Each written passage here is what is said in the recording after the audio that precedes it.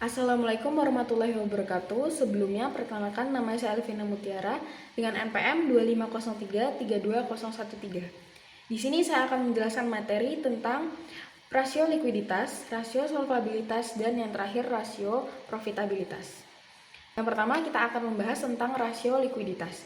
Jadi, rasio likuiditas adalah rasio keuangan yang digunakan untuk mengukur kemampuan suatu perusahaan dalam memenuhi kewajiban jangka pendek yang akan segera jatuh tempo dengan menggunakan aset lancar yang dimiliki.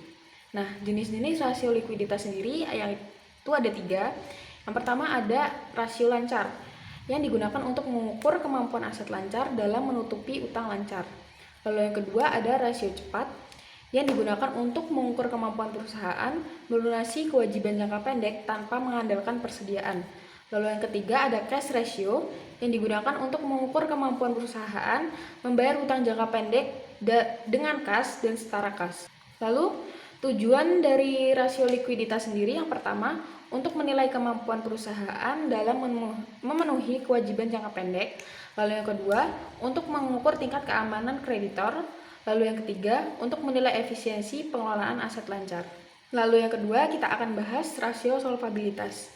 Rasio solvabilitas sendiri adalah rasio keuangan yang digunakan untuk mengukur kemampuan suatu perusahaan untuk memenuhi semua kewajiban keuangan, baik jangka pendek maupun jangka panjang. Nah, jenis-jenis rasio solvabilitas sendiri dibagi menjadi 3. Yang pertama ada debt to asset ratio, yang digunakan untuk mengukur perbandingan antara total utang dan total aset. Lalu yang kedua ada debt to equity ratio, yang digunakan untuk mengukur total hutang dan modal sendiri. Lalu yang ketiga ada long term debt to equity ratio yang digunakan untuk mengukur kemampuan modal sendiri dalam menjamin hutang jangka panjang.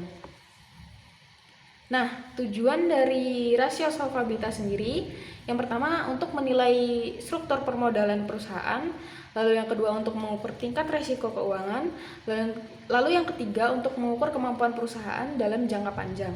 Yang terakhir kita akan membahas rasio profitabilitas, yaitu rasio keuangan yang digunakan untuk mengukur kemampuan perusahaan dalam menghasilkan laba dari aktivitas operasional dan penggunaan sumber daya perusahaan. Nah, kemudian jenis-jenis dari rasio profitabilitas sendiri ada 4. Yang pertama ada net profit margin yang digunakan untuk mengukur persentase laba bersih terhadap penjualan.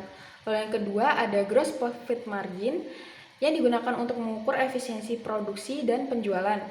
Lalu yang ketiga ada return on asset yang digunakan untuk mengukur kemampuan aset perusahaan dalam menghasilkan laba. Lalu yang keempat ada return to equity yang digunakan untuk mengukur tingkat pengembalian atas modal pemilik. Dan tujuan dari rasio profitabilitas sendiri yang pertama untuk menilai kemampuan perusahaan menghasilkan laba, lalu yang kedua untuk mengukur aktivitas dan efisiensi manajemen, lalu yang ketiga menjadi dasar pengambilan keputusan investor dan manajemen. Nah, kesimpulan dari materi kali ini, jadi analisis rasio likuiditas, solvabilitas, dan profitabilitas merupakan alat penting dalam analisis laporan keuangan.